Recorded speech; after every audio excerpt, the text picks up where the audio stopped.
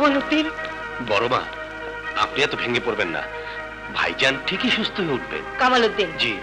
তুমি শাহেদের সিঙ্গাপুরের ফ্লাইটটা কনফার্ম করো, আমি থানায় যাচ্ছি।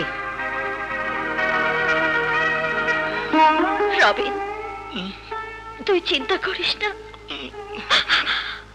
শহরের সবচেয়ে বড় উকিল দিয়ে আমি তোর জামিন নেব বাবা।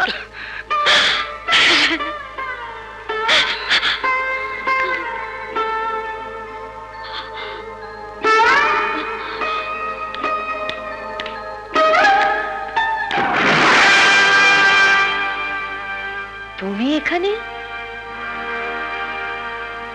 হ্যাঁ, আপনার সন্তানের পক্ষ হয়ে আমার সন্তানের বিরুদ্ধে মামলা দায়ের করতে এসেছেন। ও, তোমার ছেলেই তাহলে সেই আসামি? গুন্ডামি বদমাইশির অপরাধে তোমার ছেলেকে কলেজ থেকে বের করে দিয়েছি বলে তুমি তাকে সন্ত্রাসের পথে ঠেলে দিয়ে আমার ছেলের বিরুদ্ধে প্রতিশোধ নিতে চাইছো? প্রতিশোধ? প্রতিশোধ যদি নিতেই চাইতাম তাহলে এতদিনে জাহান মঞ্জিলে আপনার নাম নিশানা মুছে যেত। মুখে লাগাম দিয়ে কথা বলো। আমার সন্তানকে চিরদিনের জন্য সরিয়ে দেওয়ার চক্রান্ত তুমি করেছিলে, সেটা আমি বুঝে ফেলেছি। জেনে রেখো, মায়ের বুক থেকে সন্তানকে কেড়ে নেওয়ার যে কি জ্বালা, তা আমি তোমাকে হাড়ে হাড়ে বুঝিয়ে দেব।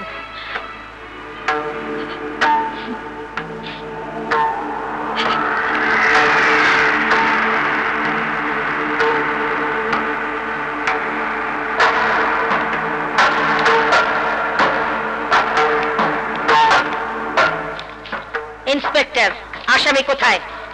আসসালামু আলাইকুম। ছেলে ম্যাডাম।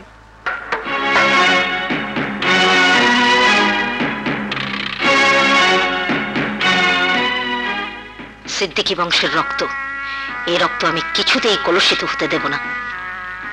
ইন্সপেক্টর, আমি ওর সাথে কথা বলতে চাই। নিশ্চয়ই বলবেন, মনে কিছু নেবেন না ম্যাডাম। শুনলাম আসামির সাথে শাহেদ সাহেবের পিতা পুত্রের সম্পর্ক। Shut up.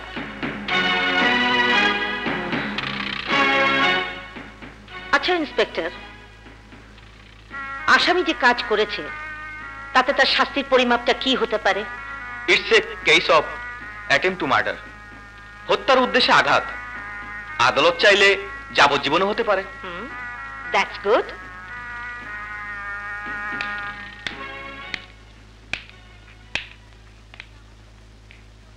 তুমি আমার ছেলেকে খুন করতে চাও কেন? আমি আপনার ছেলেকে খুন করতে চাইনি, বরং আপনি আপনার ছেলে আমার মার অধিকারকে খুন করেছেন। বলুন, কিসের অহংকারে সেদিন আপনি আমার মাকে জাহান মঞ্জিলে পুত্রবধূ স্বীকৃতি দেননি, যার কারণে আজ আমি পিতৃ পরিচয় থেকে বঞ্চিত হয়েছি। আর আমার মা তার স্বামীকে হারিয়ে আজ হয়েছে লাঞ্ছিতা। আজ এসেছেন আমার বিরুদ্ধে মামলা করতে, না? না রবিন, না, আমি তোমাকে থানা থেকে মুক্ত করতে এসেছি। তবে একটা শর্ত আছে। শর্ত? তোমাকে এখন থেকে জাহান মঞ্জিলেই থাকতে হবে। না, যেই জাহান মঞ্জিলে আমার মার স্থান হয়নি সেই জাহান মঞ্জিলে আমাকে থাকতে হবে, প্রশ্নই আসে না। রবিন, ভুলে যাও রবিন, তোমার মাকে ভুলে যাও। না, আমি তোমার দাদিমা, তুমি আমার শাহেদ সিদ্দিকীর সন্তান, তোমার শরীরে সিদ্দিকী বংশের রক্ত। তাই এই জাহান মঞ্জিলের দরজা শুধুমাত্র তোমার জন্যই খোলা রয়েছে, তোমার মায়ের জন্য নয়। বলো রবিন, বলো তুমি আমার শর্তে রাজি? ভেবে দেখো রবিন, শাহেদ সিদ্দিকীর একমাত্র উত্তরাধিকারী হয়ে ভবিষ্যতে তার বিষয় সম্পত্তি, শান শওকত, আভিজাত্য একদিন তোমাকেই বুঝে নিতে হবে। তুমি যদি আমার শর্ত মেনে না নাও, তাহলে আমার ছেলেকে তুমি খুন করতে চেয়েছিলে, এই অভিযোগে তোমার বিরুদ্ধে সন্ত্রাসী আইনে আমি মামলা দায়ের করব। তাতে সারা জীবন ওই জেলের অন্ধকারে ধুকে ধুকে মরবে, যেখানে তুমি চিৎকার করলেও কোনোদিন তোমার মাকে পাবে না।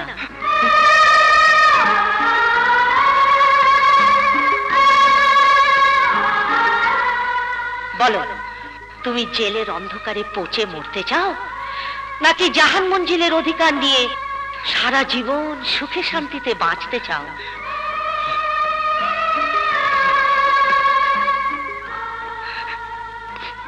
দাদিমা, আমি যাব দাদিমা, আমি যাব।